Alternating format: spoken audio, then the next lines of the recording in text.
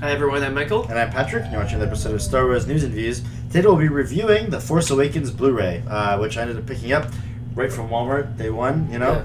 Yeah. Which was almost sold out at like 10 in the morning. Yeah, well, I was there maybe 1, and the display was almost empty, and the person who was working there was just like, oh my god, I can sell even more of these. Like, it's not even, after work yet, and they're selling out of these things. Yeah. It must have sold really well. And I think every sort of location had their own, specific version of it. I don't know. What happened was I saw they had this one, which I think is the basic Force Awakens case over it. Yeah. They had another one with BB-8 that was the Walmart exclusive version, but it was only just this cardboard sleeve, and the actual disc underneath is the same thing. Oh. And it was $5 more for the BB-8 exclusive one. So Collectors. I'm not really sure. Yeah. Is there? There's not exclusive content? Nope. I think it's all the same thing. Because that's the stupid thing they did on the. I think it was either Star Trek 09 or Star Trek in the Darkness, where Target had exclusive feature, Best Buy had an exclusive feature, and Walmart had an exclusive feature. And so it's you made a complete Blu-ray, but then you split it up amongst retailers. Yeah, how are you supposed to watch it all? Unless eventually they did collect it all into one, years later after all the fanboys bought them all. But that's standard. They always do custom covers for different places. Yeah, just $5 for cardboard. Yeah, half the time I throw those things away. I know. This one's already damaged. It didn't even take that long. All right, so I guess to sort of go over what was on the Blu-ray, there's obviously the movie itself. This one has a DVD as well. I don't know why would you need that, but it has its own separate Blu-ray disc with all the extra features, because there actually is quite a lot of them. There's the cinematic journey documentary. Mm-hmm. There's the table read, building BB-8 featurette, crafting creatures feature, blueprint of battle, the snow fight, sort of a little lightsaber battle feature. The John Williams sort of feature, the ILM feature, and then finally deleted scenes. Right. Let's start with the main documentary, feature-length documentary. How long was it? 60 minutes or 90 minutes? Somewhere in between. I think it was an hour and 15 minutes, something like that. Okay. Like that. Yeah, it was over an hour though for sure.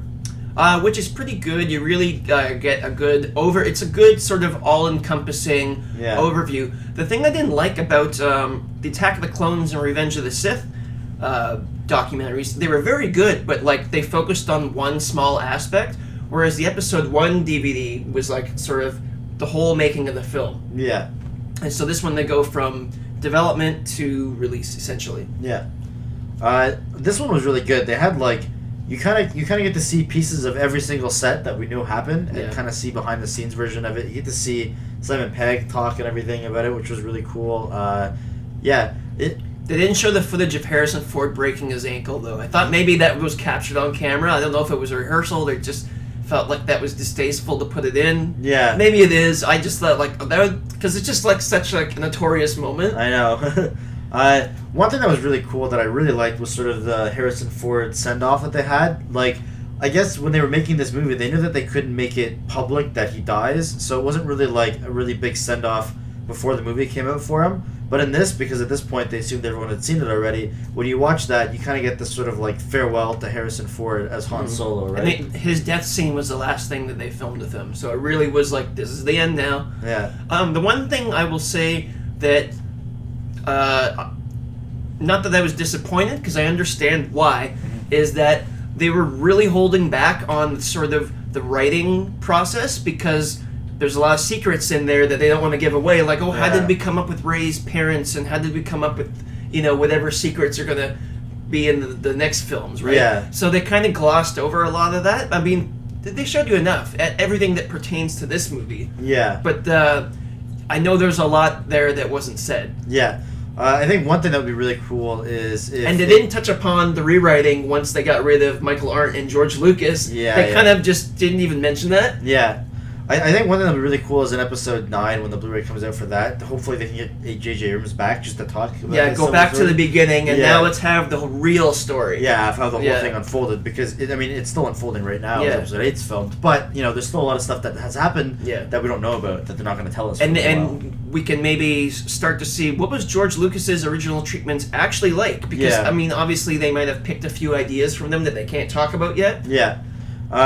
So there was another feature, the table read. That was kind of cool. It was funny because when you see that shot, Mark Hamill's in it, and at the end of the, when you see the movie, you're like, wait, he had no lines. What the hell was he doing the whole table read? Yeah. But it turns out he was narrating it. So he actually did have a part, which was cool. When you see them like talking, he was there and he would narrate sort of all the actions in between. The descriptions. And then everybody else would read their lines. So at least he had something to do because otherwise, what was the point other than fake this out? I think for publicity because they were filming it. They knew if he wasn't there, people would start catching on. Yeah.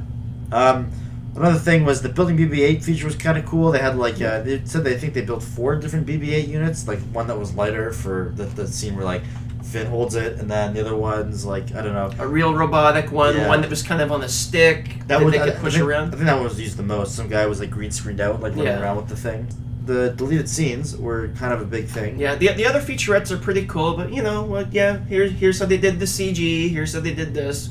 Pretty good. Nothing to really talk about other than it's cool to see this stuff. For sure. Yeah, but deleted scenes. Let's talk deleted scenes. Yeah. They were much briefer than I thought they would be, actually. Yeah, me too. I kind of really feel like they used almost everything that they had for this movie. There wasn't really much on the deleted scenes that were like, a major cut, really. There's like one scene with Finn and the villager, and it's just like a little slow moment, and it was like probably better without it in the film. Yeah, no, that would have ruined the pacing of that moment because it's supposed to be. The scene is Finn during the Jakku massacre. He comes across a woman and he has to shoot her, but then he hesitates and she like runs away. And nothing's said. Yeah, but like it has to get more and more intense, so you can't have this like. It's a nice moment, but good decision to delete it. Yeah. There's also one where there's a report from Jakku to Leia, kind of just saying, "Oh, the BB-8 droid was found," which I think actually was a good cut because then we would have been introduced to Leia before the sort of reveal with Han, and that was kind of like a good moment to just see her there for the first time. Yeah.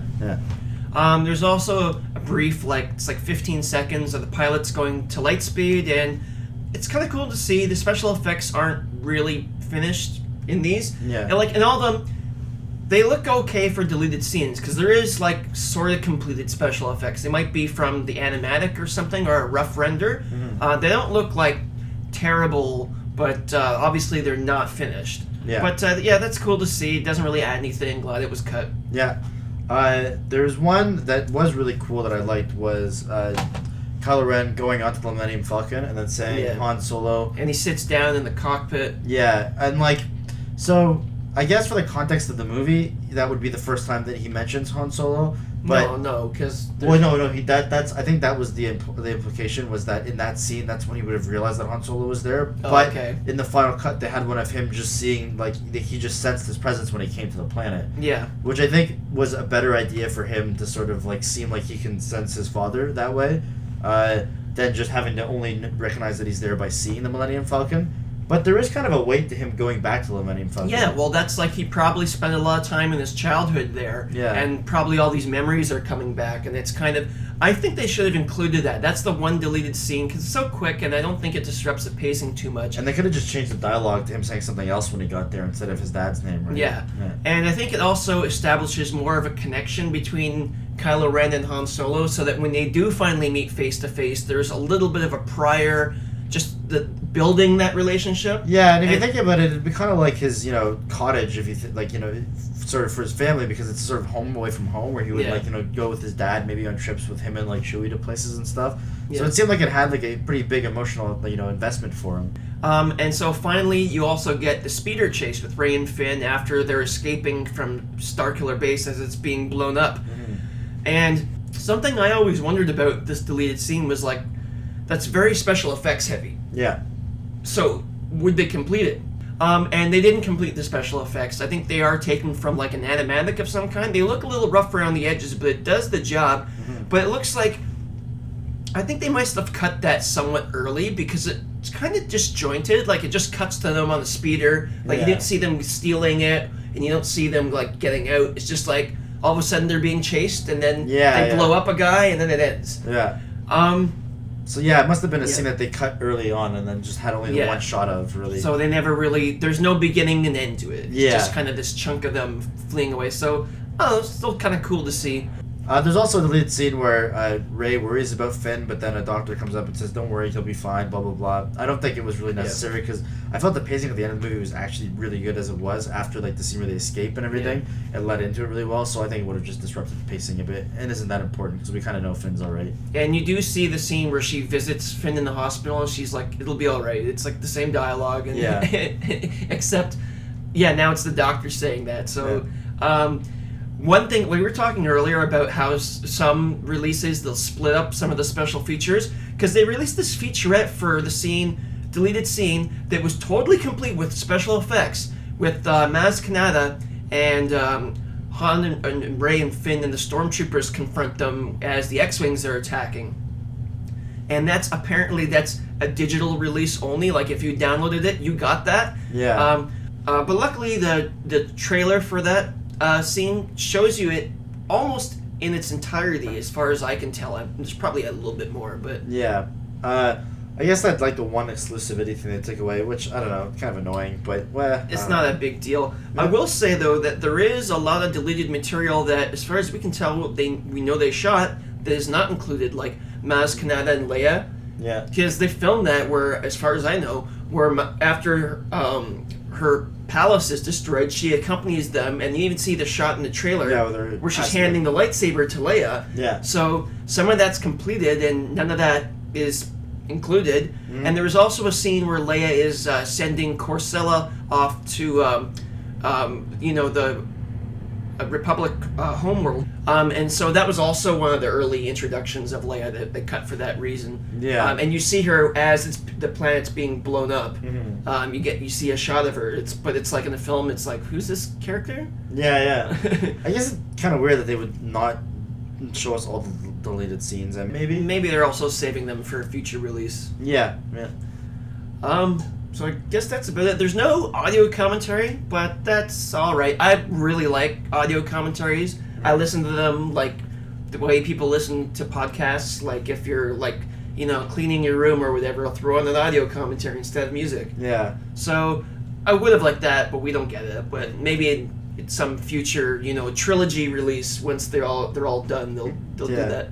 It'll definitely be cool to see the rest of the featurettes for the next movies kind of all unfold and see the making of all of the movies as it's sort of happening. And they can show how things were set up in Episode 8 that are in Episode 7, and how they thought, like, okay, we have to think 2 films in the future now. Yeah. And the writing process, really went down. Mm-hmm. So that will be interesting once we get to that.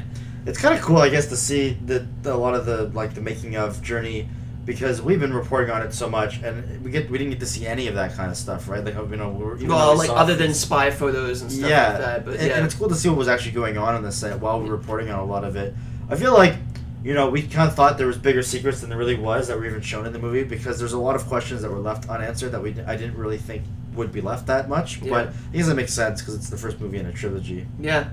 So if you guys own the DVD or took a look at it, leave us your thoughts on what you thought of it.